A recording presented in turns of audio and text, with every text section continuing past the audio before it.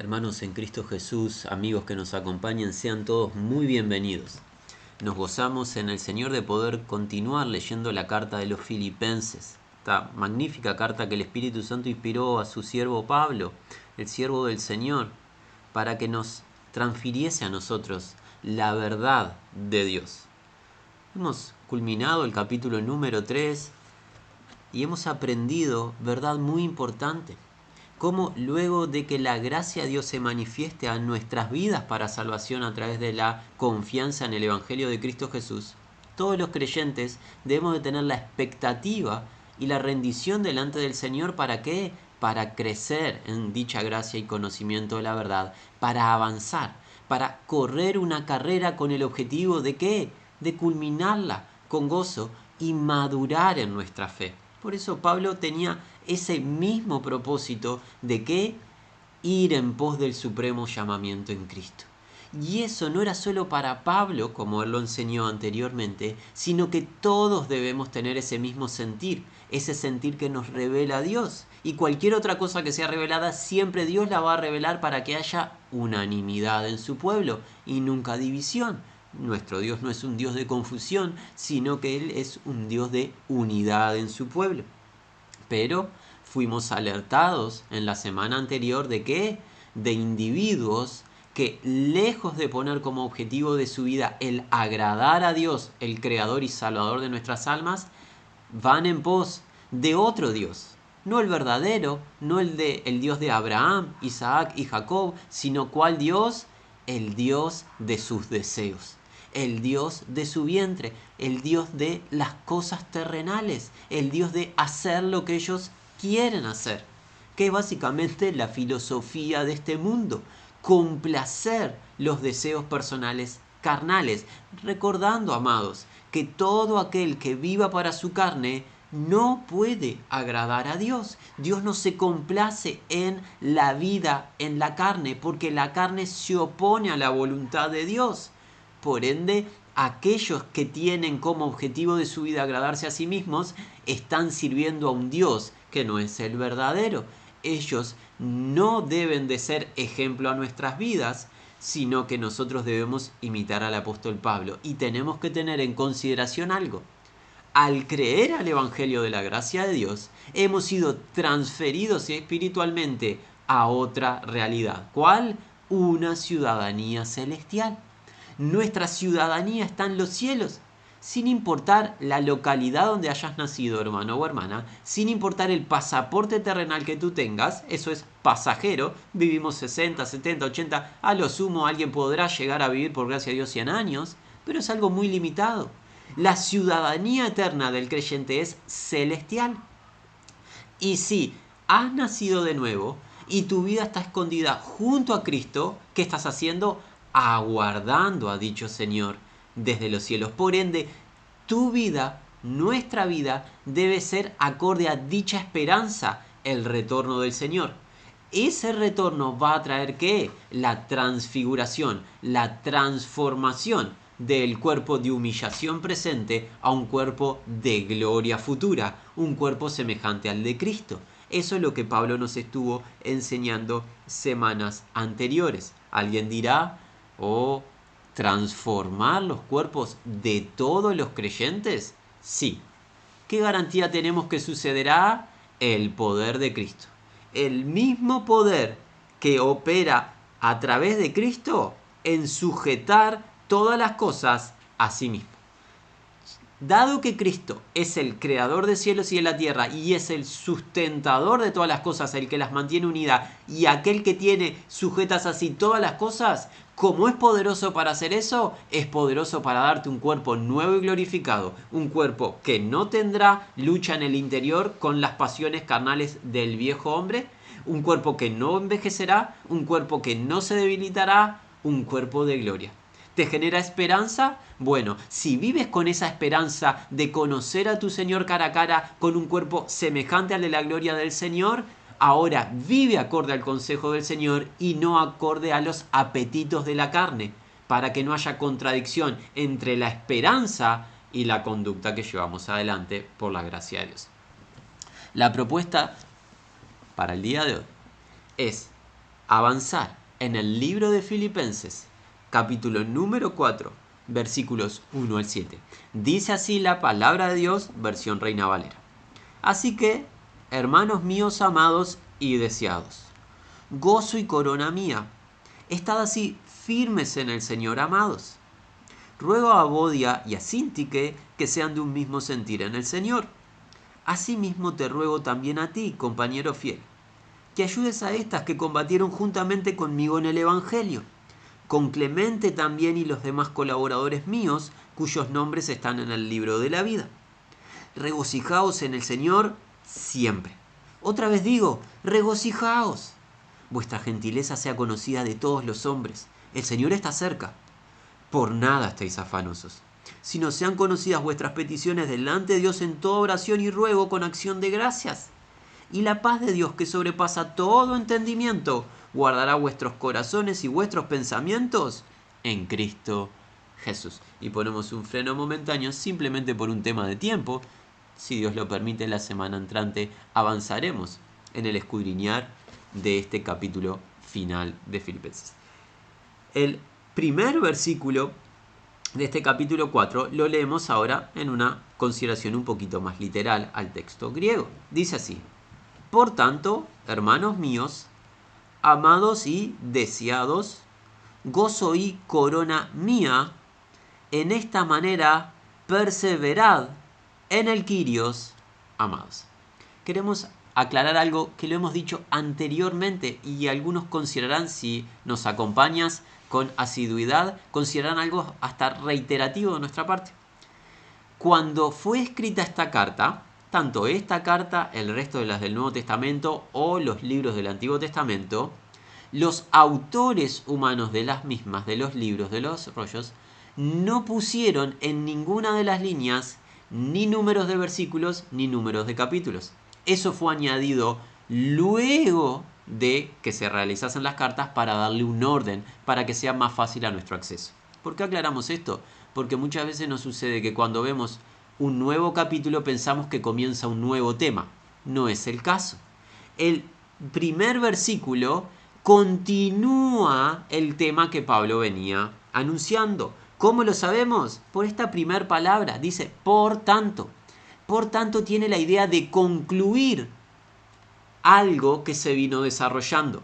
¿Qué se vino desarrollando? La idea de ser unánimes en el caminar a la perfección en Cristo, a la madurez, imitar a Pablo y a todos los que son imitadores de Cristo Jesús, evitar los que andan sirviendo al Dios de sus deseos o sus pasiones, un Dios falso que lleva a la destrucción, mirar nuestra ciudadanía de donde aguardamos al Señor de gloria, sabiendo que Él va a retornar cuando Dios lo determine y va a cambiar este envase de humillación por un envase, un cuerpo de gloria semejante al suyo. Por tanto, dicho todo eso y esa esperanza que tenemos en Cristo, ¿qué debemos hacer? Hermanos míos, amados y deseados, gozo y corona mía, en esta manera perseverad en el Kyrios, amados. Antes de ver qué tenemos que hacer, que llega hacia el final del versículo, meditemos en algo que dice anteriormente. ¿Qué dice Pablo? A quienes va dirigida esta indicación es a, obviamente, creyentes, pero Pablo no los considera simplemente creyentes, sino sus amados, amados obviamente por Dios, pero amados por Pablo, porque son los redimidos de Dios.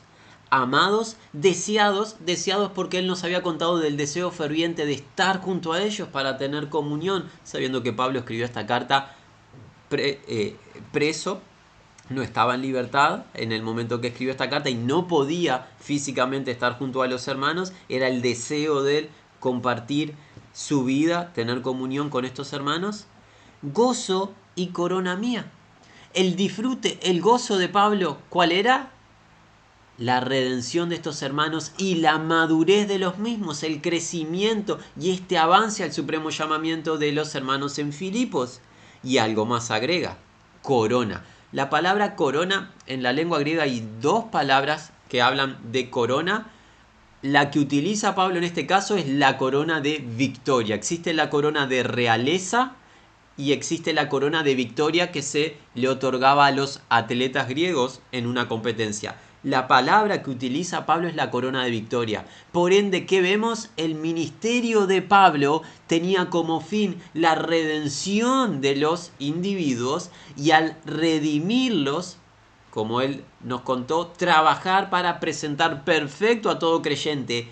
Esa era la corona o el premio del apóstol Pablo. Para eso se consagró y Pablo detectó que en Filipos la gracia de Dios se había manifestado. Esta iglesia estaba creciendo, estaban madurando estos hermanos y serán la recompensa en el tribunal de Cristo de Pablo. Un verdadero ministro en el Señor tiene como único objetivo agradar a Dios, glorificar a Dios a través del servicio a los santos para redención de las personas y para que el crecimiento de los creyentes. Ese es el gozo del ministro, en este caso Pablo. Ahora, habíamos planteado qué debemos hacer a la luz de la esperanza que tenemos del retorno del Señor mientras aguardamos su retorno. La finalización del versículo 1. Dice así, este es el imperativo, esta es la orden. En esta manera perseverad en el Kyrio, amados. La orden es esta, aquí hay un imperativo, es un mandamiento del Espíritu Santo a través de Pablo a nuestras vidas. Dada la esperanza que tenemos de ver al Señor cara a cara, dada la esperanza que tenemos que el Señor retorne y establezca su reinado en esta tierra por 1000 años y luego los cielos nuevos y la tierra nueva donde morará la justicia, dada o dicha esperanza tenemos que perseverar en lo que hemos aprendido. Es un imperativo de permanencia firme y no sucumbir en la peligrosa conducta de los servidores de dioses ajenos paganos, como servir a los deseos carnales. El creyente debe permanecer firme en lo que ha aprendido, en la sana doctrina, en el consejo de Dios, en su palabra, aguardando al Señor. No existe un solo versículo en el Nuevo Testamento, en el Nuevo Pacto, que se nos llame, luego de haber creído al Evangelio, que se nos llame a la holgazanería en la fe. No existe, no lo encontrarás.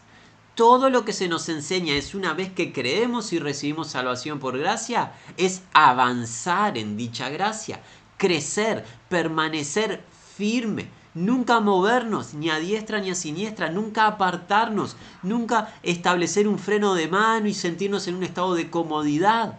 No es ese el llamado. El llamado es a correr dicha carrera y procurar obtener el premio que Cristo Jesús otorgará en su tribunal. Esta perseverancia en firmeza debe ser entendida de una manera clara. En esta manera perseverad, ¿en quién? En el Kyrios. ¿Recuerdas la palabra Kyrios? Que significa Señor. Tenemos que aprender como estudiantes de las Escrituras a cada vez prestar mayor atención a qué palabra se utiliza acerca del Salvador, Jesús, nuestro Señor. Kyrios hace referencia a la autoridad de Jesús, como Cristo hace referencia a su función mesiánica, su función de Salvador. Jesús es tanto Salvador como Señor, pero muchas veces olvidamos la parte de que Él es Señor, ¿verdad?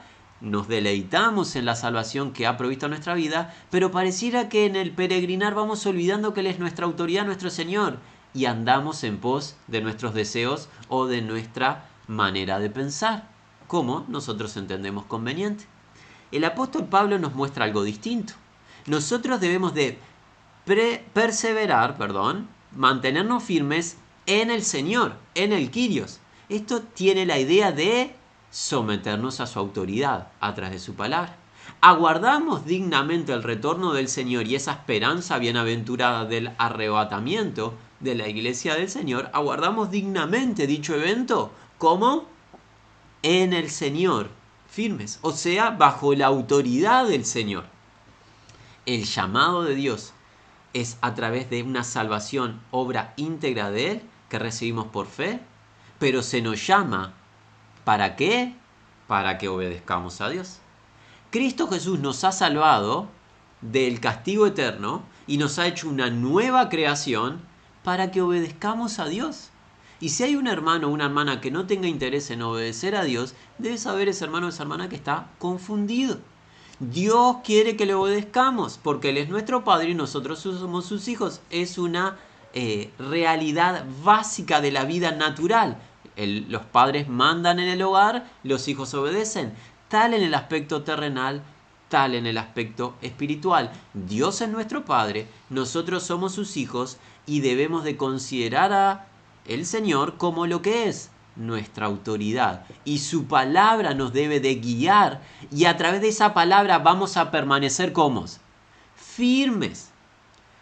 Debería de ser la gran expectativa del creyente, la permanencia firme. ¿Por qué querríamos la inestabilidad, verdad? Bueno, la inestabilidad viene cuando no obedecemos el consejo. Fuera del consejo de Dios, incertidumbre. En el consejo de Dios, firmeza, estabilidad. Se permanece firme cuando estamos en el consejo de Dios, bajo la autoridad del Señor. Esto es lo que enseña el versículo número 1. Estamos prontos para pasar al 2 y nuestro tiempo está avanzando y nos queda mucho por delante. Dice así: Evodia, exhorto, y Síntique, exhorto, el mismo sentir o pensar en Quirios. Aquí Reina Valera tradujo de una manera un poco distinta. Reina Valera tradujo: ruego a Evodia y a Síntique que sean de un mismo sentir en el Señor. Pero literalmente dice así el apóstol Pablo: Evodia, exhorto, y Síntique, exhorto, el mismo pensar o sentir en el Señor. No sabemos mucho de estas hermanas aún. Es la primera vez que se las nombra en esta carta. Una se llama Evodia, otra se llama Síntique. ¿Qué tiene el apóstol Pablo para declararles? Exhortación. A la primera le exhorta y a la segunda le exhorta, o sea, unanimidad. No toma partida el apóstol, no interviene en lo que sea que esté sucediendo, pero viene una exhortación. ¿Cuál es? La exhortación es esta: tener el mismo sentir o pensar en el Kyrios. Y si bien no nos vamos a dar mucho margen a la especulación, no sabemos qué sucedía, sí sabemos algo. No estaban teniendo estas dos hermanas el mismo sentir o pensar. Por eso la exhortación a que las dos, la exhortación es idéntica para las dos. Pablo no opta por decir una tiene razón, la otra no. La indicación es sean de un mismo sentir, de un mismo pensar. ¿Pero en qué? En el Kyrios. En cuanto al reino, deben de ser de un mismo sentir, de un mismo pensar en el Señor, demostrando la autoridad del Señor sobre sus vidas. Y esta debe ser la expectativa de todo hermano o hermana. Evitar las divisiones, las disputas, las contiendas en la iglesia del Señor, que generalmente son todas vanas, sin mucho sentido. Perdón, no queremos ofender a nadie, pero es la realidad. Generalmente todo pleito proviene de nuestra propia carne, con el deseo de querer tener razón. Evitar la vanidad. ¿Para qué? Para en humildad. La humildad que se enseñó en este libro anteriormente expuesta en el Señor de Gloria. Esa humildad magnífica de Cristo Jesús para redimir tu alma. La humildad de Cristo que se manifestó despojándose de su gloria eterna y viniendo a esta tierra en forma de siervo, hay que demostrarla en el presente, procurando la unanimidad en el pueblo de Dios. Estas dos hermanas tenían cierta discrepancia, diferencia, no sabemos cuál, pero la exhortación idéntica, ¿cuál es? El mismo sentir. Ahora son una en Cristo Jesús, tienen una misma fe, una misma esperanza, han recibido un mismo bautismo, un mismo espíritu, un solo Señor y un Dios y Padre sobre ellas y sobre todos nosotros. Por ende tienen que tener el mismo sentir en lo concerniente al reino y no debe haber diferencias. Alguien dirá: oh, estas hermanas deberían de ser peleadoras, esto y lo otro. No te anticipes a descalificar a estas hermanas, porque no culminó la declaración de Pablo acerca de ellas. El versículo 2 nos mostró cierta rispidez, cierta diferencia entre ellas, pero Pablo nos va a contar algo acerca de estas hermanas muy importante. El 3. Si incluso requiero también a ti genuino coyugo portador, asiste a estas, quienes en el Evangelio combatieron juntamente conmigo, con también Clementos y los restantes colaboradores míos, quienes los nombres en el libro de la vida. En el versículo 3 Pablo se va a dirigir a un hermano que no nombra, pero a ese hermano lo declara como ¿qué? Lo declara como un portador del yugo de Cristo. Es un hermano trabajador en el Señor. Pablo lo reconoce como un obrero en el Señor. ¿Y cuál es la indicación que le da a este hermano que va a recibir esta carta en Filipos? La orden es esta: asiste. ¿Asiste a quién? A estas. ¿Quiénes son estas? Evodia y Síntique.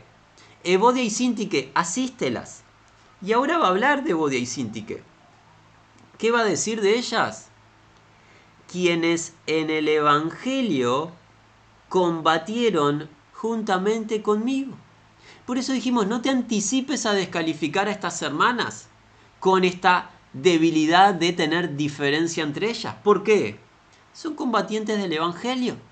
Estas hermanas comprendieron que el Evangelio de la gracia de Dios, que nos otorga salvación y vida eterna, el Evangelio nos involucra en una batalla espiritual. Hay distintas funciones dentro de esa batalla, unas son las funciones de los hombres, otras las mujeres, pero todos, grandes y pequeños, una vez que creemos al Evangelio, estamos involucrados en dicha batalla. Estas mujeres eran combatientes en el apartado espiritual, en las funciones que el Señor les haya dado. Por ende, Pablo, lejos de minimizarlas o descalificarlas, indica a un hermano: asístelas. Debían recibir la asistencia a Evodia y Síntique necesaria de parte de este hermano, porque son combatientes del Evangelio. Y eso debes de ser tú, hermano, un combatiente, una combatiente del Evangelio en la función que Dios te haya otorgado, porque nuestra lucha no es con carne ni sangre, sino con ¿qué? Con el apartado espiritual. Estamos en un mundo caído, hay un principado del error presidido por el adversario de nuestras almas, con ángeles caídos que procuran ¿qué? Nublar, oscurecer la mente del ser humano para que no le resplandezca la luz del Evangelio. Está procurando evitar que avance la verdad. Es inviable pretender que podremos a través de métodos, acciones o inteligencia humana avanzar o hacer avanzar el reino y su justicia. Todo será a través de ¿qué? Del poder de Dios y la verdad. Y dicho combate espiritual solamente puede ser llevado adelante a través de la sujeción, sumisión al Señor, el victorioso, el Rey, el que está por encima de todos. Debemos de comprender dicha batalla, debemos de estar dispuestos a involucrarnos en ella. No culmina el cuadro de trabajadores en Filipos. Ya sabemos de Evodia y Síntique, ya sabemos también de este hermano que no ha sido nombrado, que es un portador de yugo junto a Pablo, es un genuino portador de yugo, es un verdadero ministro. ¿Y qué más? Dice así: con también Clementos y los restantes colaboradores míos, quienes los nombres en el libro de la vida. Filipos es una localidad en los días de Pablo para prestar atención. Una iglesia que estaba madurando. Nótese cuántas personas en breves versículos son anunciadas y declaradas como ¿qué? Aquellas involucradas en la obra, en el ministerio. Y esa debe ser la expectativa de nosotros. Que también nosotros seamos reconocidos, no en el hecho de ser exaltados, ni alabados, ni mucho menos, sino que la gente pueda reconocer: ese hermano, esa hermana, hace la obra del Señor. Está involucrado en la obra del Señor. Ya no vive para hacer su propia obra, sus propios deseos. No vive para sí, vive para el Señor. Aquí Evodia, aquí Síntique, aquí el hermano genuino portador del yugo, aquí Clementos, y aquí el resto de los colaboradores son obradores del Señor. Pero no culmina allí el versículo 3. ¿Qué pasa con todos estos creyentes? Dice así: sus nombres en el libro de la vida. No tenemos el tiempo, pero te animamos a que profundices en esto, el libro de la vida. Anunciado en distintas secciones de las Sagradas Escrituras, pero en particular capítulo número 20 del libro de las Revelaciones, el juicio de Dios ante toda alma. En dicho juicio, en el cual Dios va a sacar a luz los secretos de los hombres y los seres humanos serán juzgados por el registro que Dios tiene en sus libros, el registro de acciones de los seres humanos. Dios, dice el apóstol Juan en el libro de Apocalipsis capítulo 20, va a abrir un libro que es el libro de la vida. Dicho libro contiene algo: el registro de los nombres de cada uno de los creyentes. ¿Cómo un ser humano puede tener su nombre inscrito en dicho libro? No será a través de una institución terrenal, no será a través de algún tipo de obra personal, es a través de creer al Evangelio de la gracia a Dios, creer en la obra redentora de Cristo Jesús. Al creer al Evangelio de la gracia a Dios, Dios anota el nombre del creyente en dicho libro.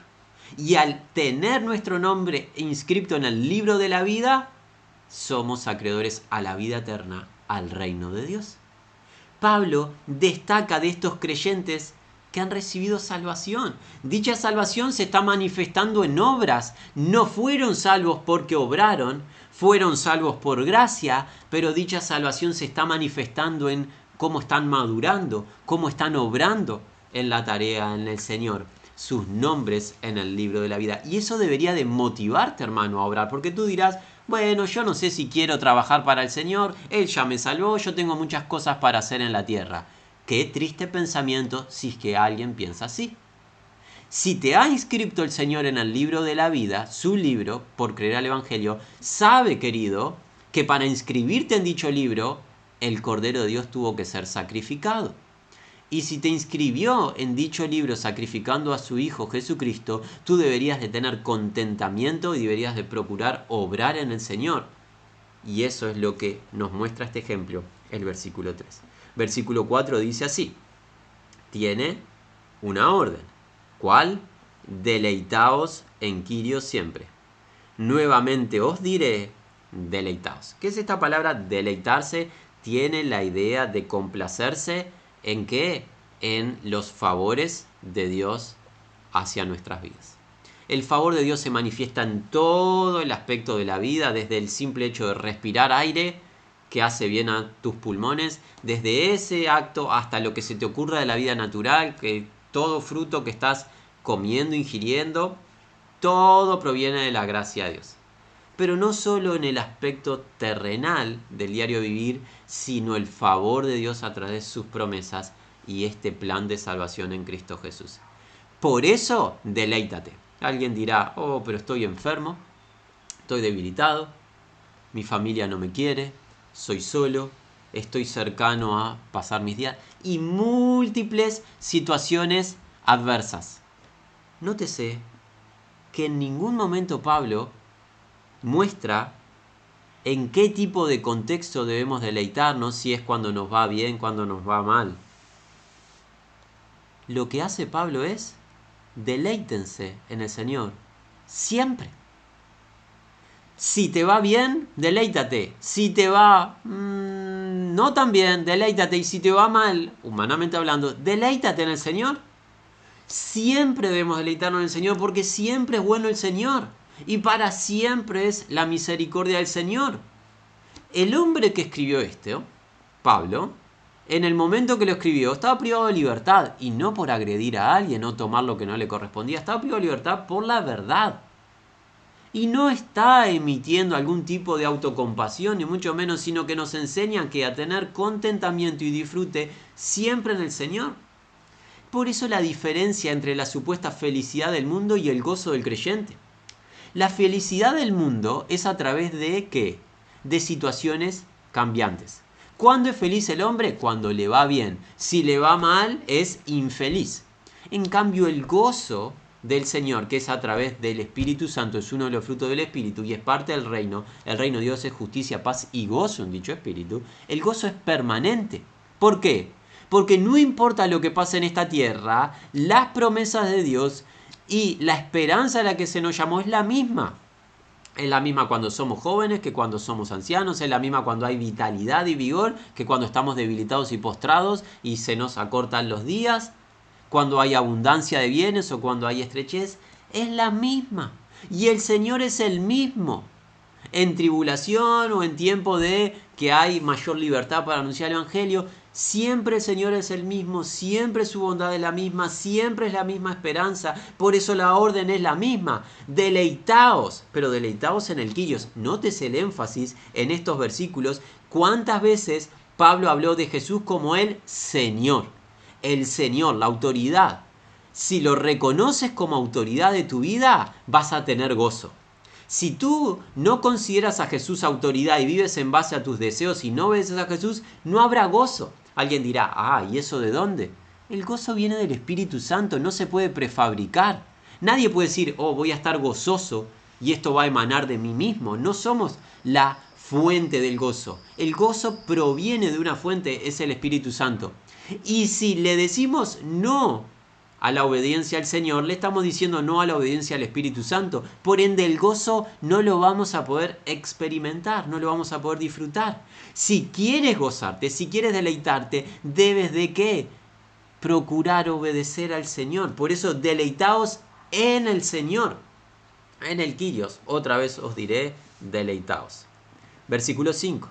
Tenemos que avanzar muy rápido. Dice así: la gentileza vuestra se haga conocida a todos los hombres, el Kyrios cerca.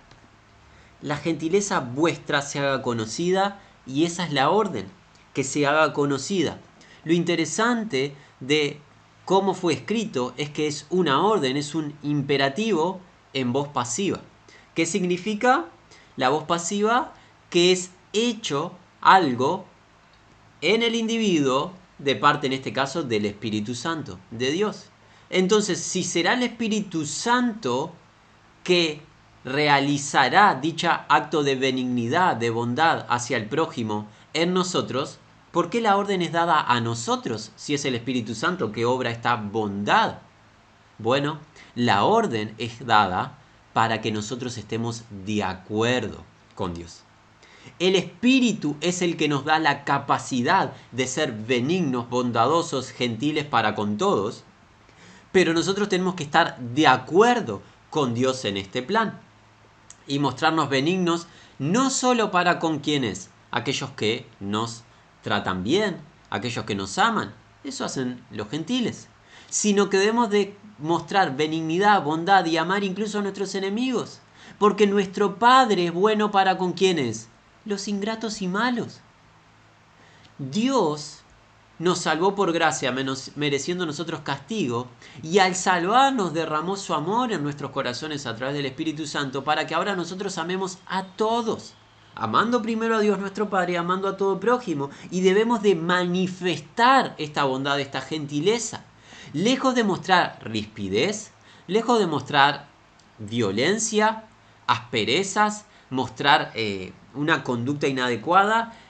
Debemos procurar cada día, por la gracia de Dios, por el poder de su Espíritu, a través de la lectura de la palabra, que se haga manifiesto que la gentileza, la benignidad, la bondad para con todos.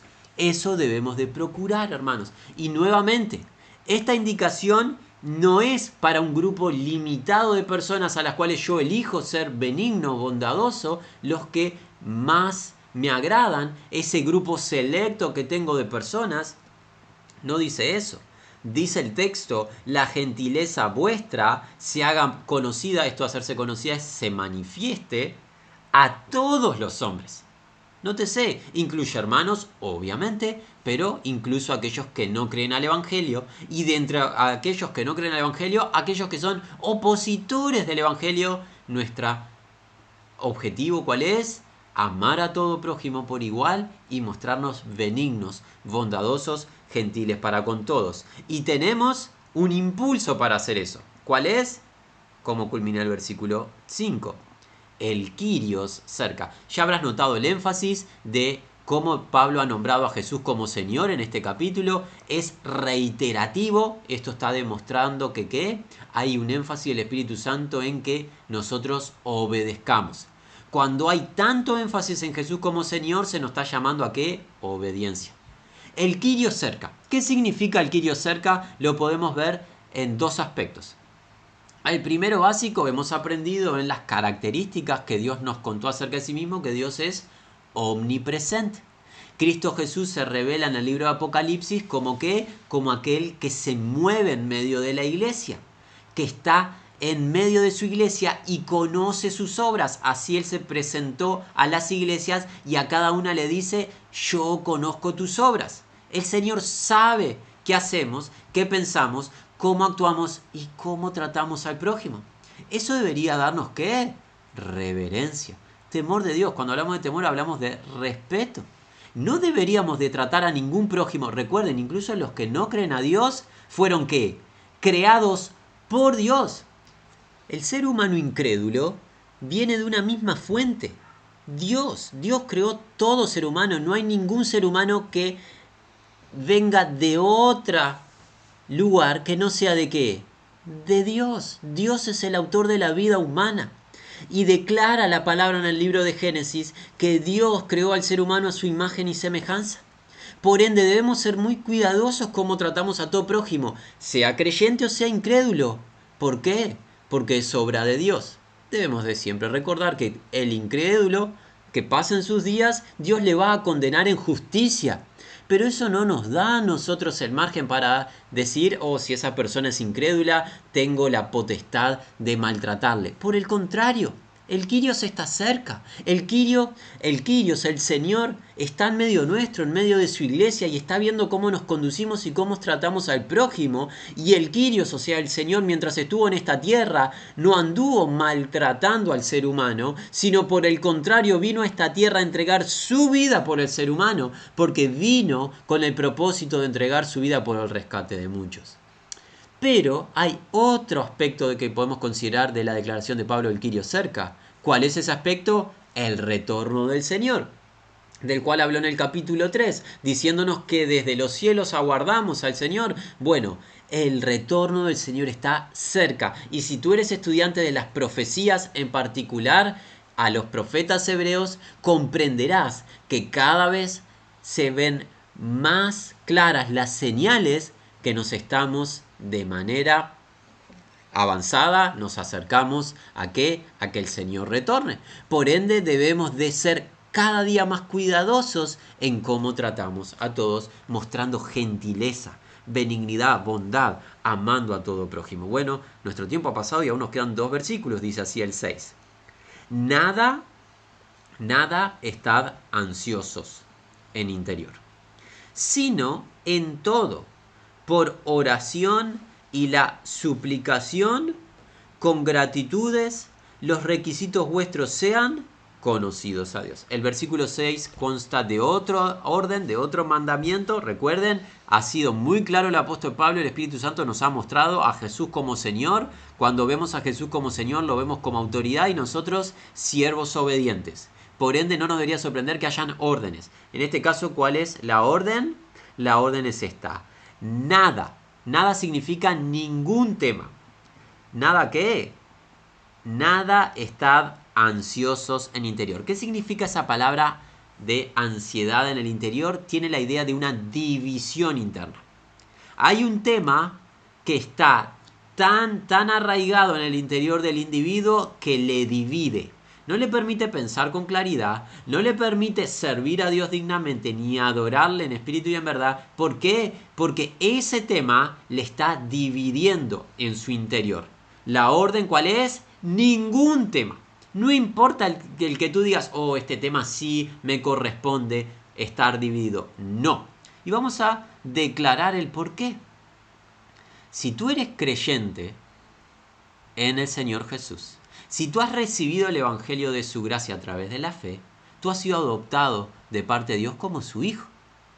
Y si Dios es tu Padre y has creído en Dios como tu Padre, no deberías de pensar que Dios no tiene interés en ti. por ende debes estar afanado, dividido para resolver un problema. Si Dios es tu Padre porque creíste al Evangelio, Dios tiene interés en ti, eres su hijo. Y Dios teniendo interés en ti, Dios tiene poder para intervenir en tu vida, en lo que sea que esté sucediendo.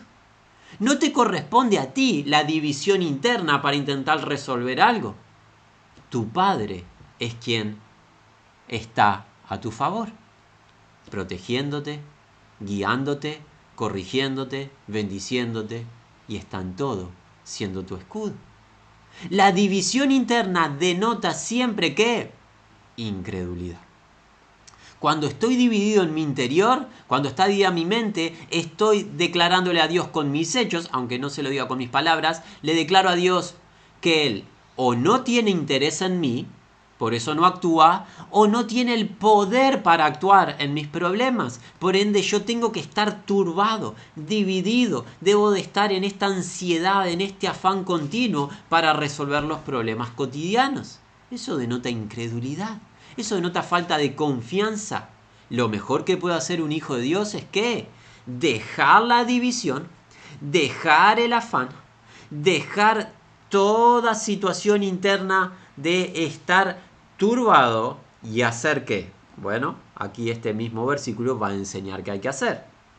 Sino, y ese sino muestra contraste.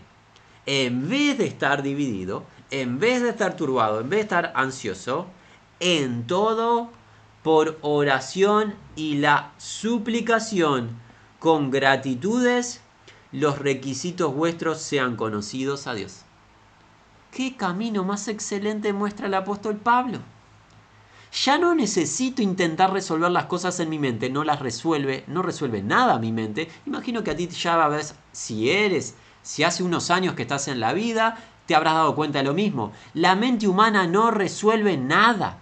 No puedes resolver cuántos días vas a vivir. No puedes resolver que se salve tal o cual. No puedes resolver nada. De los temas importantes no puedes resolver nada afanándote. Pero hay alguien que lo puede resolver todo. Dios. Entonces, ¿qué es lo sabio? ¿Qué es lo mejor? Presentarle todo en oración a Dios con súplicas. Por ende, en vez de estar perdiendo tiempo afanado, dividido, turbado, imaginando, pensando, especulando, invierte tiempo orando. Orando en todo tiempo, con toda oración, con toda súplica. Humíllate delante de Dios, arrodíllate delante de Dios, sea que lo puedas hacer físicamente, o si no puedes arrodillarte físicamente, arrodíllate en cuanto al aspecto espiritual, humíllate. Depende de Dios. Demuestra que no confías en ti, en tu capacidad o en tu sabiduría personal. Demuestra que confías y dependes de Dios. Que para todo dependes de Él. Y Él hará, como dice la Escritura. Cuando dependemos del Padre, el Padre actúa. Cuando nos sujetamos a su Hijo Jesucristo y le obedecemos y le reconocemos como Señor, el Padre nos bendice en nuestro camino para que avance su reino. Seamos fieles, dependientes como niños. Qué bueno ser como niños. Sabemos que cuando nos escuchan algunas personas nos consideran sencillos, toscos, hasta necios por esto. Pero sabe, amigo oyente, que es el mejor lugar en donde estar. Ser como un niño dependiente de Dios. No querrás estar en el punto de ser sabio en ti mismo, te lleva a la destrucción. Lo mejor que puedes hacer es ser un niño de Dios creyente en Él. Porque estando en las manos del Señor como un niño y dependiendo de Él, el poder de Dios se manifestará. Ahora hay algo que no debemos olvidar en estas súplicas, en estas rogativas continuas, por todos los temas. No hay un tema que no haya que pedir. En la voluntad de Dios hay que pedir por todos los temas, desde los más sencillos y pequeños hasta los más importantes del reino. Hay que pedir por todo. Hay algo que debe de acompañar estas peticiones, la gratitud. Nunca hay que acercarse a Dios con queja. Jamás tendremos razón si nos quejamos delante de Dios. No hay un solo punto en nuestra vida ni en la vida de nadie que le dé razón para quejarse delante de Dios, porque Dios es bueno. Y es bueno en una definición plena de la palabra. Siempre es bueno Dios. Por ende, lo mejor que podemos hacer cuando vamos a acercarnos en peticiones y rogativas al Señor, que es agradecerle. Y tienes mucho para agradecer, no importa qué esté pasando en tu vida actual, tienes mucho para agradecer. Empieza por el aire que estás respirando, pero culmina ¿con qué? Con la obra de Cristo Jesús. Esa obra está garantizada y consumada, por ende agradece al Señor por lo que ha hecho en Cristo. Qué versículo magnífico que nos muestra un camino excelente. Cambiar el afán, la ansiedad. En nuestros días alguien utilizaría la palabra moderna el estrés. ¿Verdad que es una enfermedad universal, ¿no? Hay un consumo excesivo y una inversión de dinero que ni siquiera podemos calcular, de terapia para contrarrestar el estrés. La Escritura muestra algo gratuito. El estrés, ¿cómo lo contrarrestamos? Dejando la división interna y consagrándole y entregándole todos los temas al que tiene el poder para intervenir en dichos temas. Depender del Padre con gratitud en oración. Qué camino sencillo y práctico, qué camino que queremos practicar. Nosotros, en lo personal, confesamos que deseamos que esto sea una realidad en nuestra vida. Y también hemos notado continuas carencias por nuestra propia incredulidad en caer en estos afanes en nuestras jornadas por temas que muchas veces nos abruman, que no sabemos cómo se van a resolver y que pretendemos, este hermano que habla, intentar resolverlo con nuestra manera de pensar. Cosas que no le vemos solución humana y nos entristecen, nos traen incluso hasta podríamos llegar al punto de depresión momentánea. Hemos sido vanos y necios y hemos tenido que confesar hacia nuestro pecado. ¿Qué queremos para nuestra vida y para las de los que estén escuchando? Practicar esto. Darle todo al Señor de nuestra vida, presentárselo todo, suplicándole, rogándole y agradeciéndole, sabiendo que Él hará. ¿Cómo culmina este encuentro? Con el versículo 7. Una promesa. Si haces lo que el Espíritu Santo te está llamando en el Señor, tú vas a tener algo. Y no lo menosprecies, porque es algo que no se obtiene con dinero.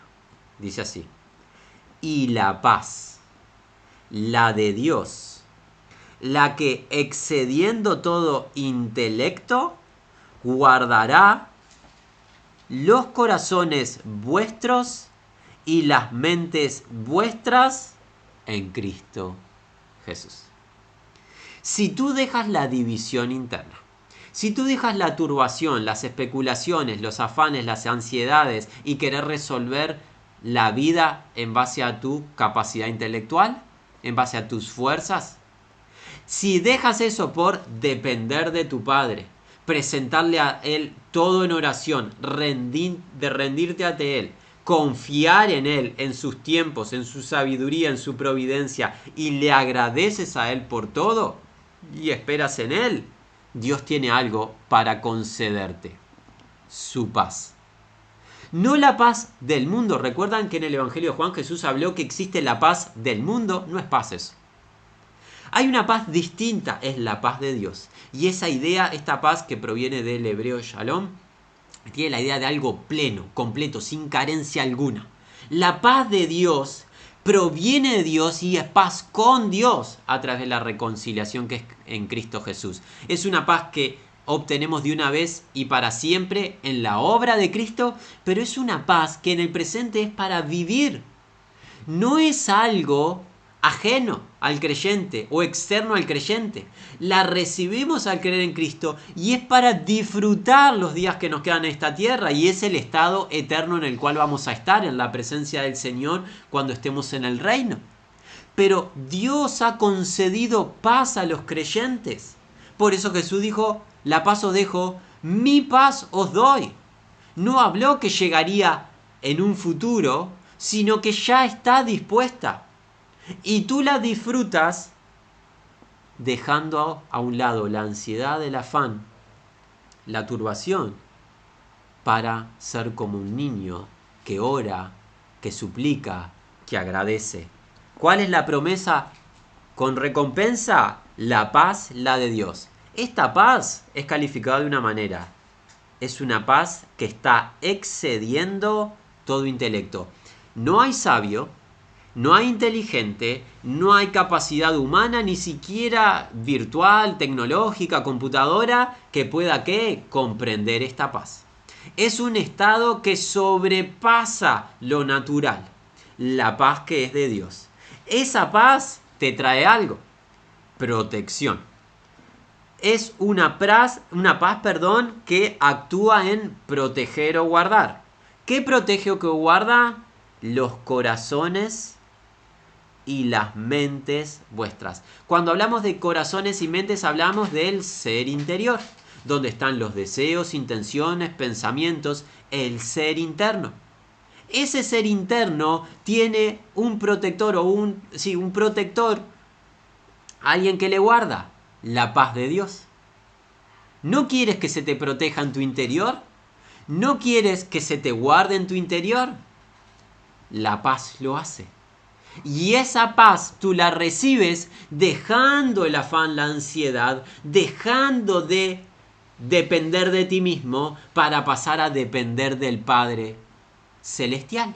Cuando tú transfieres tu vida de la autodependencia a la dependencia del Padre que lo provee todo y provee todo lo bueno, cuando tú a Él te consagras creyendo en su Hijo Jesucristo, recibiendo ese Evangelio, y cuando tú dejas el afán, la ansiedad y querer resolver todo para presentarle tus peticiones a Dios con gratitud, la paz de Dios actúa en protegerte. El mundo anda en caos, el mundo anda turbado, asustado, el mundo no sabe hacia dónde dirige y tú estás con paz. Un estado interno, un estado que nadie te puede quitar, como este hombre preso está escribiendo, llamado Pablo. Un estado que se te adjudica no por merecimiento sino por gracia y proviene de Dios y es para ti. Es una recompensa que Dios otorga a sus hijos que dependen de Él, que confían en Él, que le buscan. ¿No quieres tú tener paz? ¿No la vas a obtener con el siguiente viaje a una isla? El ser humano siempre habla de lo mismo, amados, y ya estamos prontos para despedirnos. ¿Qué dice el ser humano cuando escuchamos a algún prójimo, amigo, hablar? ¿Cuánta paz tuve en tales vacaciones? Personas trabajan gran parte del año, están turbadas casi todo el año, afanadas, están en estrés, pasan mal y ¿qué? Aspiran a 2 o 3 semanas de paz cuando olvidan sus problemas y se van a una realidad distinta en un país extranjero o en otra localidad de su propio país. Eso no es paz, eso es tranquilidad momentánea. Pero el estado natural del hombre sigue siendo el mismo. Lo que Dios ofrece es, sin importar qué suceda, sin importar dónde te encuentres, sin importar nada de lo que te rodee, paz interna por su espíritu, dependiendo de tu Padre. Y esta paz que guarda, que protege el interior del ser, es solamente en Cristo Jesús. Ahora Pablo nos cuenta de Jesús en su función de ¿qué? Del Salvador. Todos los versículos anteriores Pablo hizo énfasis en Jesús como Señor para llegar a versículo 7 y declararnos del Salvador Jesús, el que guarda a los que en él confían. Magnífica porción de las Escrituras, hermanos. Palabra de Dios para que maduremos, para que avancemos, para que el Señor nos halle firmes, en paz, dependiendo de Él. La propuesta para el que lo desee semana entrante, continuar con la lectura del libro de Filipenses. Nos resta el deseo que gracia y paz de Dios guarden los corazones de todos los que aman a Jesucristo.